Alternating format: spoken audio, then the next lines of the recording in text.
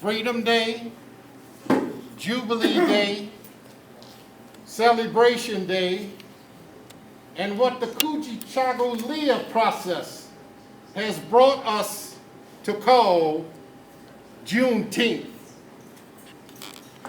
Juneteenth is the oldest nationally celebrated commemoration of the ending of slavery in the United States. Dating back to 1865, on June 19th of that year, Union soldiers led by Major General Gordon Granger,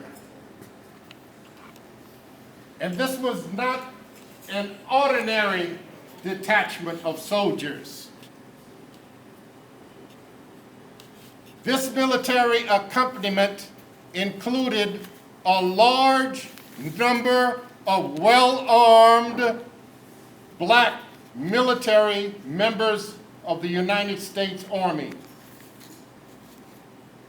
And it was the presence and encouragement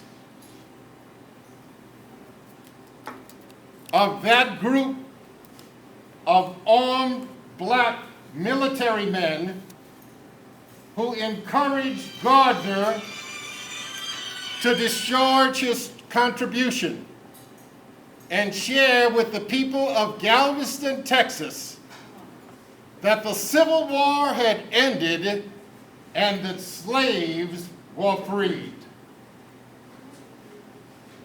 In the early years of Juneteenth celebration, much interest was seen in African American communities, particularly during Reconstruction. Reconstruction was a very unique period of time.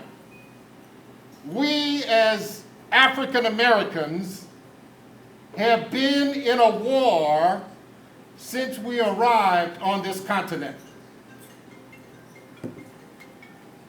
One such war, just one, was called the Civil War. We didn't win the Civil War.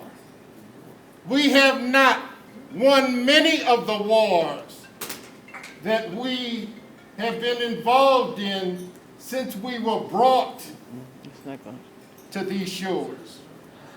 But we will continue to fight until the battle is won, because we know that our day will come, that freedom will come to us, and that freedom is not free. And how long? We know it's not going to be long. Victory is close for us.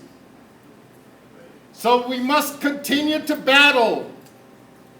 What we see on the streets of this country today is a continuation of the Civil War. It is our struggle. Our victory will come with the most formidable weapon that we have, and that is the vote. The vote will play a significant role. But we can't do it alone. We can't do it alone. Because the fight for our right to embrace and accept those words of our Constitution that all men are created equal will not come in this country until those power sources in this country of a skin color other than ours accept that it is our fight, but it is also their fight. And together we can achieve. Divided, we will continue to fail, as has been evident in the last 160 years after we had a war and a big fight. Not much has changed. Still today, for a counterfeit $20 bill, white militarized forces in this country can take the life of a black man while his colleagues in uniform stand around and watch. Our challenge is immediate. Not only are we currently confronted with the virus of COVID-19, but as black people, we are more seriously affected by the virus of racism in this country. Amen.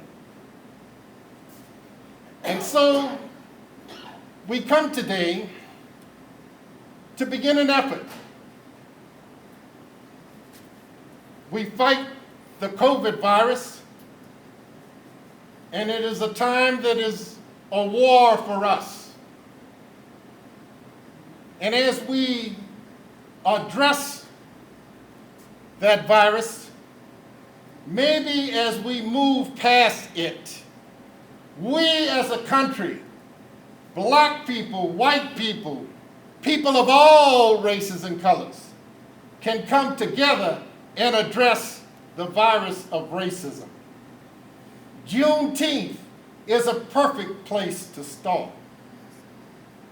Juneteenth is a factual event in American history.